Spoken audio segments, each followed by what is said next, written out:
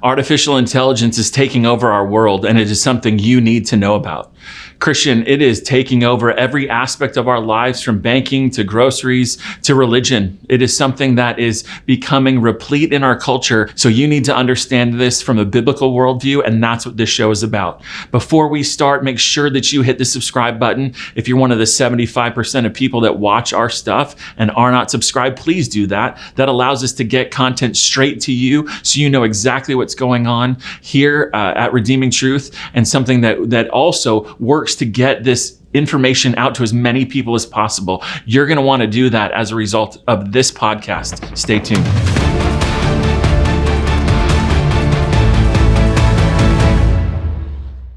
Welcome to Redeeming Truth. We have a very important subject to talk about today, because I really believe that the moment that we are in right now is very similar to, if you remember 2007, we all had a bunch of flip phones and what would now be called dumb phones. In 2007, in the fall, there was a shift that took place, and the shift became smartphones, and it's changed our world forever. Everything is different now because of smartphones, and I believe that we are in that same moment right now when it comes to AI.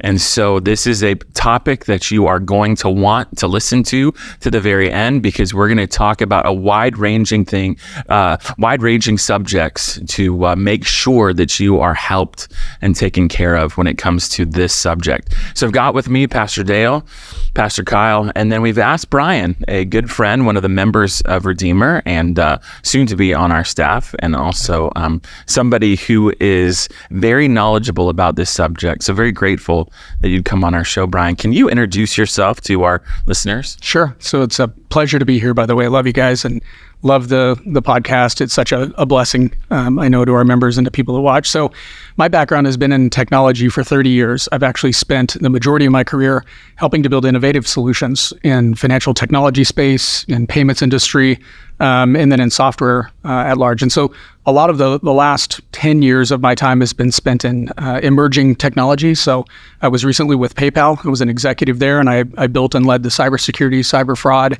and emerging technology organizations, which really dealt with a lot of these topics like AI and writing policy, figuring out how to apply them to life, and then how to secure them well. And so that's been the majority of my time in my career, professional career, has been in technology leadership. And a lot of the trends that we've seen since 1993 is when I started in technology has changed dramatically, from what we'd imagined. All of the roadmapped ideas that innovators and the big thinkers thought were in play were all, of course, different now in hindsight than we expected. And so I've also had the view of how leaders innovate new ideas, how they get applied, and then how we look at those things in hindsight. And from a biblical worldview, I'd consider myself, from a biblical perspective, a tech optimist, because it is all in God's sovereign control, but also a tech pessimist at times because of the reality of what man does when left to his own devices. So artificial intelligence, we're going to talk about that. It's going to be our subject today. Is it good? Is it bad? Are there things what do we need to know about it? Those kinds of issues. And so I guess to get us started, what is artificial intelligence? Yeah, so the term artificial intelligence was coined a long time ago, actually, but has most recently been adapted to mean helping computers to think like people. In a sense, taking trained language models, software applications, and then building those models and decisions on top of data sets that computers, and then a big computer that's powerful, allows it to make decisions on data and inputs. So what we see today for the use of artificial intelligence in most consumer applications would be like, if I just turn on people's watches, that's a command that invokes artificial intelligence to be ready to listen to you. So AI is then saying, I'm going to learn language in a natural model and then convert that into computer speak to give you a result, a decision, and then take action on it. And AI has become now much more prolific into things like bots and driving and so many different use cases that the ultimate goal of the AI innovators is to replace human intelligence with computer intelligence. And that artificial intelligence would be a means of both accelerating human innovation and inventions, and also empowering efficiency in our economy and the way that people eat and get medical care and where they live. All of those applications have been applications that AI has tried to insert into. But at its essence, AI is really essentially trying to replace human intelligence with computer intelligence. So is it being used right now? Absolutely. Yeah, I mean, so I mentioned the basic computer, the consumer use. If you have, there you go.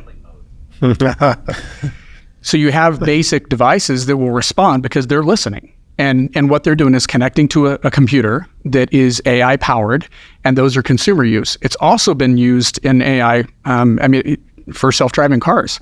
I have one, and it's scary, quite honestly. Like it's at its early stage of development, but the car learns driving patterns and behaviors, and the AI powering that experience is learning road conditions, traffic around it, weather patterns, and it's building a database, making decisions, and then learning how driving can be optimized and more safe with computerized-based decisions. So it's used in automotive, it's used in medical care. There are actually AI-powered that are really great use cases are using like lung scans and detecting against what a good scan looks like versus a bad scan, so that radiologists can use AI to help quickly find problems in people's scans. So there are all kinds of applications of AI that have already contributed to some significant benefits in humanity and mankind. And then there are a lot of negative uses of it, of course, in warfare, in surveillance, in privacy invasion. You look at different applications of AI have been used in government surveillance programs at massive scale. So there's a lot of deployments of it in different industries that now it's essentially entered into every space of industry and of commerce. Yeah, I read an article about a guy who lost his girlfriend, and I think she had cancer and she died. And he uploaded all of her social media into an AI program, and he began a conversation with this AI person that was as much as could be an exact replication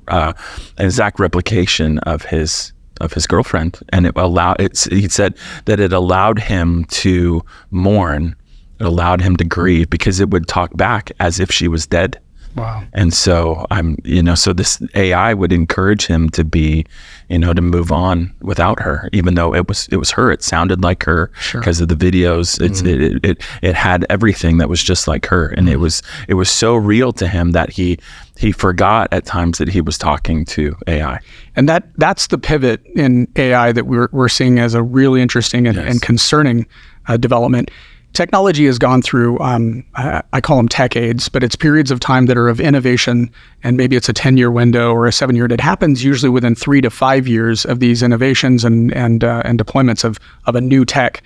And we've seen over social media period, when we saw the attention economy, there was so much investment in social media attention grabbing that your attention span was the asset. That was what they've been trying to grab. Well, they've won. I mean, essentially, like they won. They've gotten our attention. Shorts, reels, those things are what grab our attention to market to us.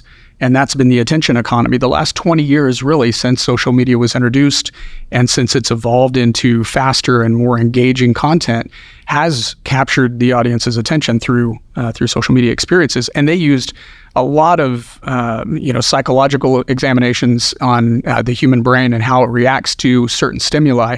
They're doing the same with AI, but AI is now going to be in the relational economy.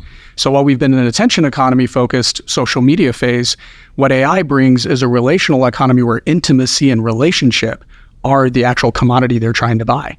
And they're doing that through lifelike experiences, conversations, lifelike videos, pictures, things that you can interact with, and then eventually AI bots, which are in development. And so trying to develop and simulate in this simulation world, which Elon Musk calls that we're all kind of in a simulation, they're developing that with AI's use to try to replicate human interaction, relationship, and intimacy. So what are some of the AI things you guys have seen? Well, I think I have a question. The first question I would have is like, what's the point?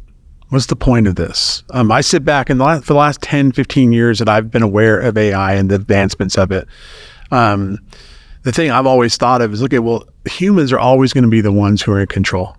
Like you can pull the plug, you can turn it off, whatever. But it seems like that we've actually passed that point where these AI computers, for lack of a better word, are now self-actualizing. They understand, and they're actually learning not only from humans, they're actually learning from themselves. Right. So what's the end game? Yeah, it's a great question, is the motive. So in the world of technologists, we view things as, being a tech optimist or a tech pessimist. And the draw between that really is, what is the motivation? And the motive behind AI depends on the inventor of AI. We noticed in just the last couple of weeks, Sam Altman, who is the inventor of ChatGPT and OpenAI, which is a nonprofit organization pushing AI into the world, really believes that we need universal basic income. Because we're reaching this point, this singularity point, which really in technology terms, singularity means when machines are smarter than people, or have reached the point of intelligence singularity. And many computer scientists have said we've reached it. ChatGPT version 4 was recently released, version 5 is under development, and AI is now, by IQ standards, again, this is just an intelligent quotient standards, now as smart as humans. So if we've reached singularity, what's the point? The point would then to be use computers and their worldview to use computers to help mankind be a better version of mankind. If they don't have a view of eternity as we do, they don't have a biblical worldview or a designed by God basis or origin, then their design for AI is for the betterment. And eventually you see some wild ideas of some of the inventors of these tools trying to live forever. They're trying to use AI to predict how to make their bodies last, or how to come up with an AI bot version of themselves and move consciousness from their own physical biological body into a bot. So it's both in that motive, in instances, use AI to help us live longer, better, and help humanity. And then on the other end, there are a lot of Christians in the field that are trying to use AI as a tool. Just as we've seen in the Bible, where tools and innovation are under God's sovereignty and under his command. There are a lot of Christians that acknowledge that, and well-meaning people that are using AI for good as well. So it's both. It depends on their motive, really. Well, you get into a good point in speaking about what's the ultimate end. Dale asked a good question. I've got the definition of transhumanism up in Encyclopedia Britannica, and this is fascinating because, to me, what I see happening in the culture is sort of an argumentation from a Mott and Bailey fallacy, where they're introducing this. Well, don't you want to have better relational social interactions, smarter computers, things that help technology that helps human beings? But based on this definition, there seems to be a deeper motive behind that's sucking people in. And while we're being entertained by AI, the drive behind AI seems to be, to me, biblically reversing the curse. Because if we look at this definition, it says transhumanism, a philosophical and scientific movement that advocates the use of current and emerging technologies to augment human capabilities and improve the human condition.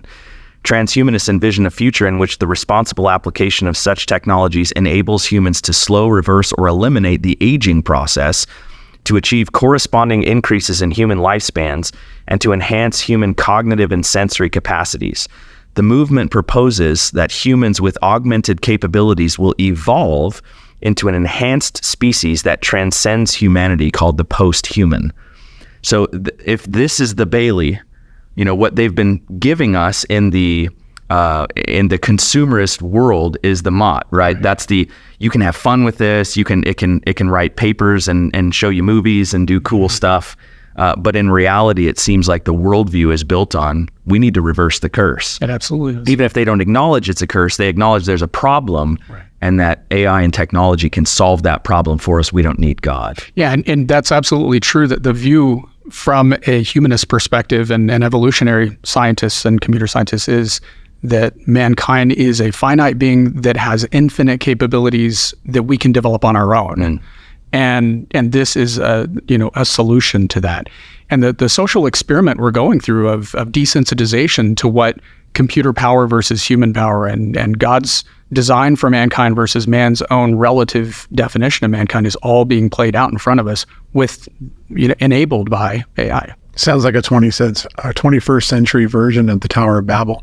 In a sense, I think, though, when you consider how AI is now, with new language models, essentially localizing language, culture, and reuniting humanity under a one world system, that's absolutely another outcome that we've seen with Sam Altman and some of these founders, is one world currency, one world religion, one world Identity, they actually just rolled out a system using OpenAI to develop and try to identify all humans, and then to give universal basic income to all humans through cryptocurrency. And to do that in a way that says, if you'll identify yourself in our system, our AI will give you a unique identity, provide you with this world identity, and because of that, we'll give you money. Like essentially incentivizing people to sign up for a system that AI is driven to incentivize reaction behavior of people. Digital slavery. Exactly. There's one interesting point that both of you alluded to, which is this reversing of Babel.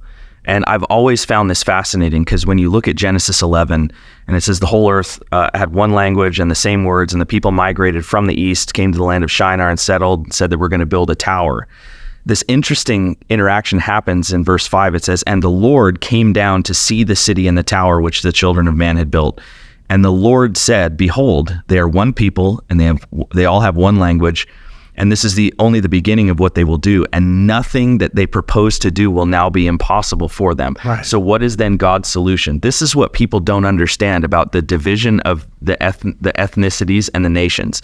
God confused the languages. God created the nations to divide us from being a unified body of human beings, trying to build a kingdom for our own glory, and to cause us to look to him. He says in verse 7, come, let us go down there and confuse their language so that they might not understand one another's speech. So the Lord dispersed them all over the face of the earth. So this disunity in humanity came from the Lord because man was trying to build a kingdom to his own glory. It seems kind of like that's exactly what's happening.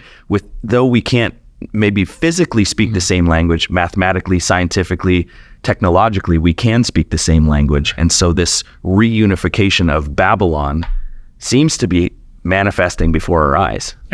Yeah, it's interesting that they want to build a tower, because it seems to me that they want to look God in the eye and say, we are equals here. Right. And that is God going, no, you're not building a kingdom here in my world. Yeah. Now, it is easy for us to go negative because there is a lot of danger in all of this that we rightfully should worry about. Right. But before we continue down that path, I want to pull us back from that a little bit and talk about so I read another article about AI where this guy took his dog to 3 different vets, and all 3 vets could not figure out what the problem is. The guy took all of the research from all of the vets, put it into AI. AI diagnosed the problem of his dog, and his dog is alive today. You know, and so in all technology, just like in all tools, a knife can be used to cut. That's right. Can be used to cut meat. It can be used to do surgery. It can be used to kill people. So is AI that kind of tool, or is there something else there, or is it more than that? Yeah, I mean, so it is that kind of tool in the sense of there's definitely a good utility. And Genesis 4 outlines the creation of invention of tools that mankind did. AI gives people the tools to do some phenomenal things. I just met with a founder of a company. I do coaching of some startup companies, and I just met with a founder who's invented a way to use a VR headset to detect and diagnose early onset Parkinson's using AI, because he uses pattern matching of how neurological disorders present in the eyes. And he's coming up with this idea because AI allows us to solve complex problems in a really pointed solution set. Like, say, how do you solve for this problem? How can you genetically identify a marker in someone's, disease chain that says, I need to treat this, or nutritional deficiencies, or there's a lot of medical benefits that we've seen from it for sure. Students writing their papers with ChatGPT is not one of the primary use cases, but it's certainly a way that people say, how can I perform research better?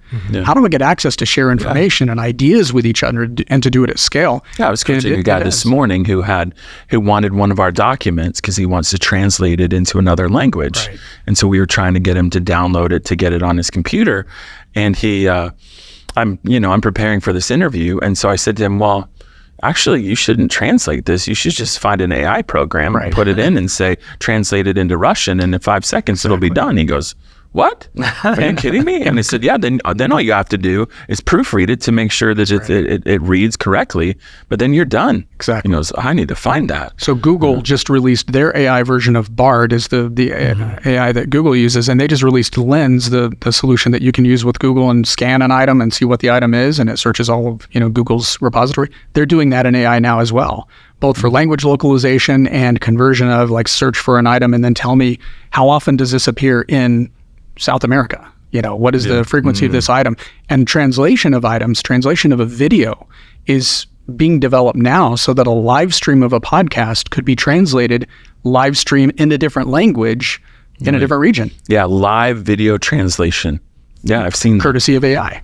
So yes, there are some phenomenal possibilities both in medical and research and live streaming and content development.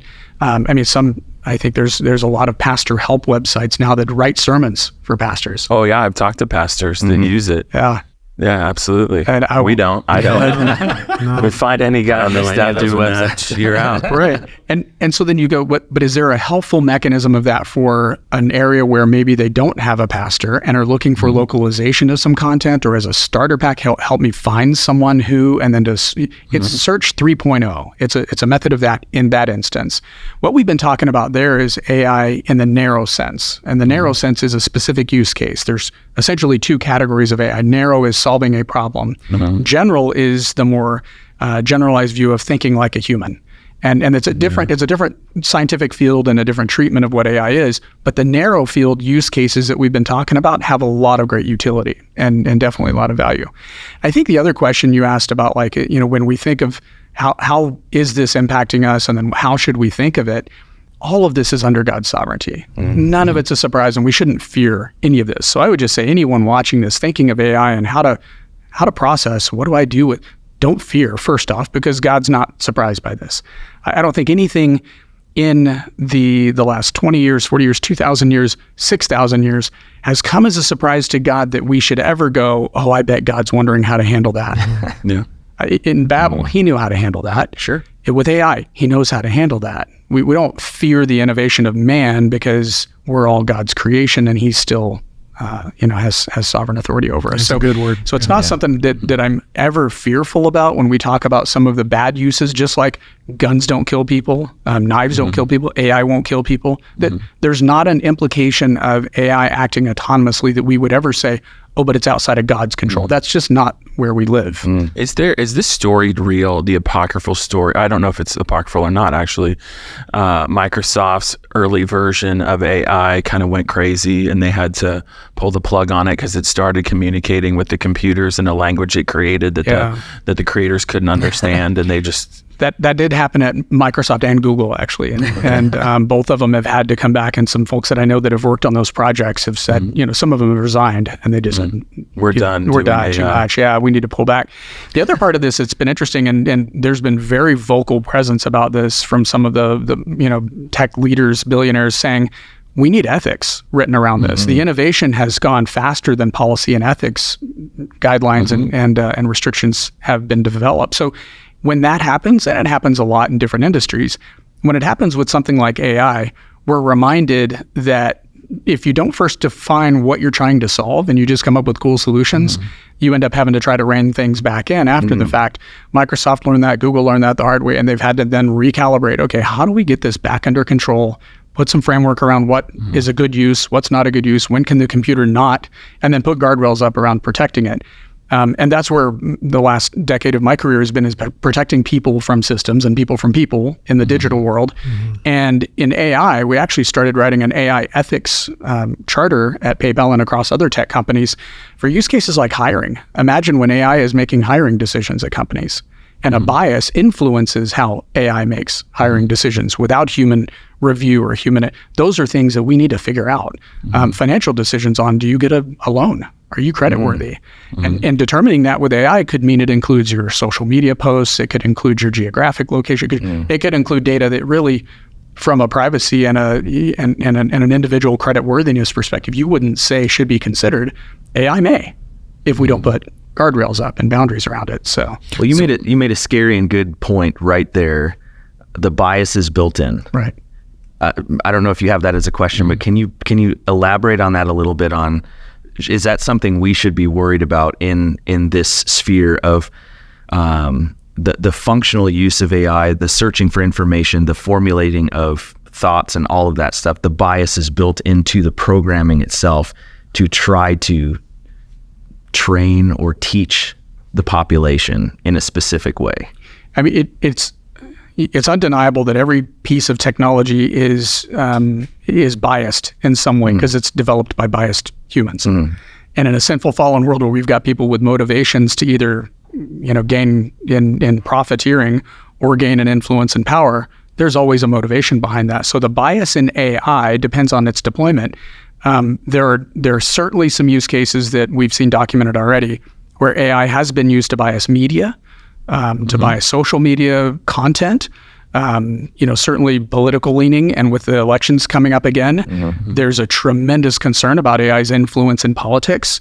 But I think in general, when we think, well, what is the bias that AI represents? The two factors, because otherwise, there's a computing engine. When you mentioned earlier the AI computer, AI is really a program running on a computer with a set of data to decide against. So AI as the decision maker is sitting on a piece of hardware running processing, but against a data set that's already biased. So the bias is based on what information it's reading or gathering or scanning. I mean, it's literally crawling the web, gathering data and building its own data set.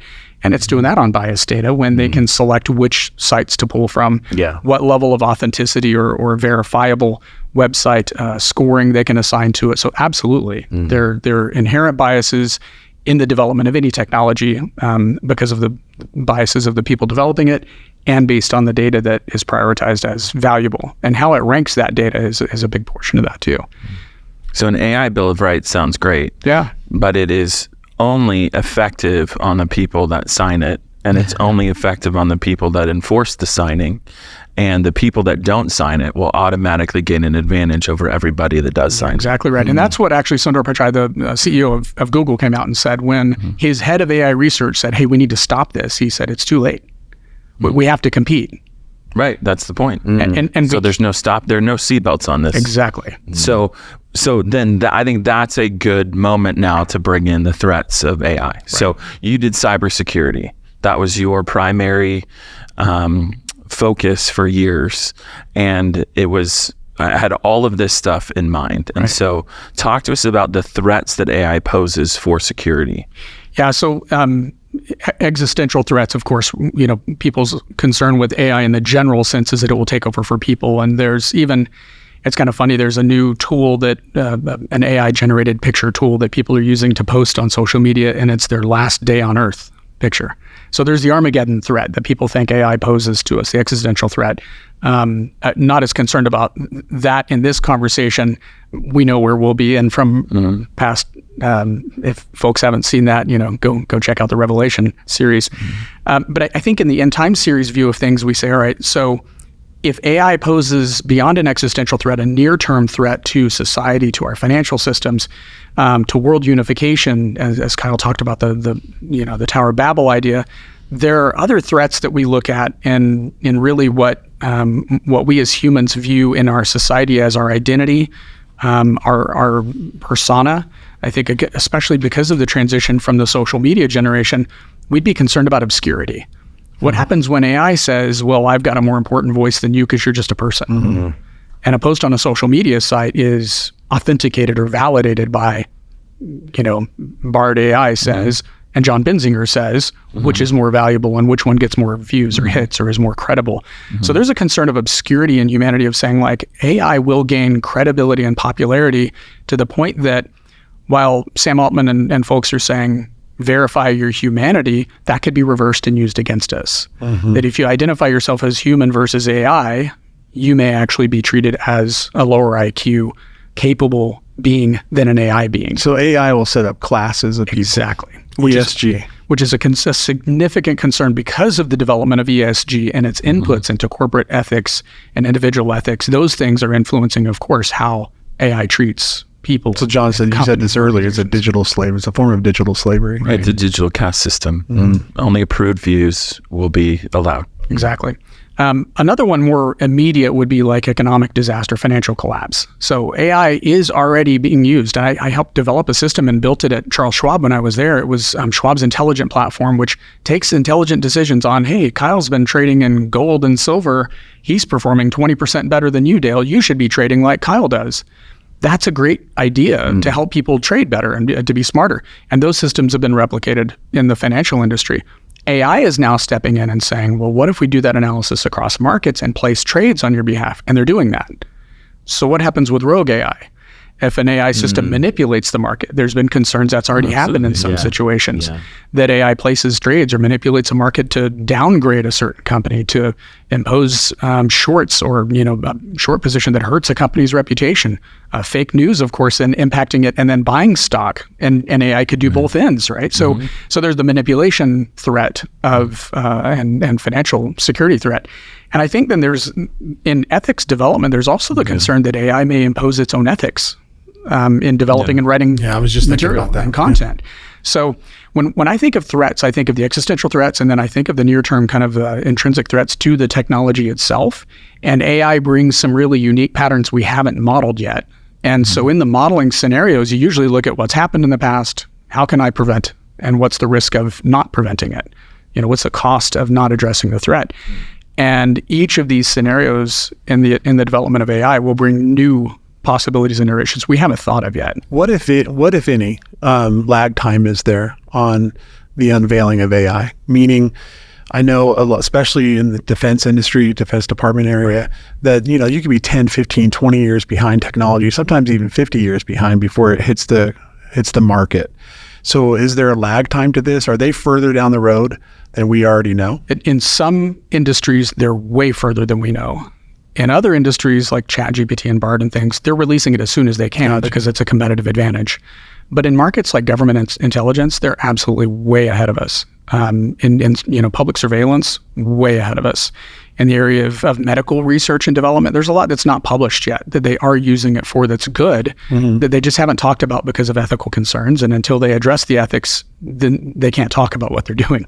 So there's a lot of that. Well, we'll tell you about it once you tell us if that's okay to talk about. And that's a big nature of the lag time is too, when it's deemed appropriate to talk about, we'll start to hear more about what's I don't say this to be a fear monger, but I mean, in a tyranny, which to me, this has the potential leading to, ethics don't matter. Right.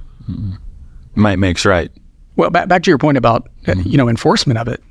Who gets to enforce an ethical violation against AI? You can put a stamp on your website that says ethics validated or verified by the AI committee. I mean, yes, an ethics bill of rights would be great, but it's not pragmatic. There's no practical implication to enforce an ethical committee or review process. You alluded to this at the very beginning of the interview. This is about the heart. Right.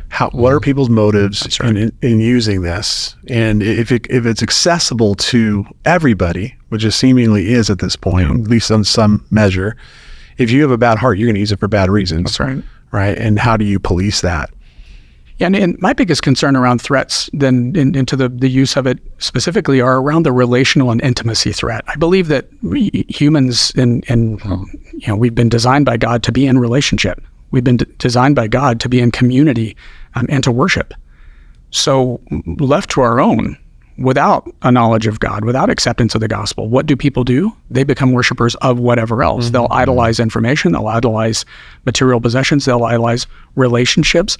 I believe there's a tremendous draw in society since we just exited a pandemic that created fear in society.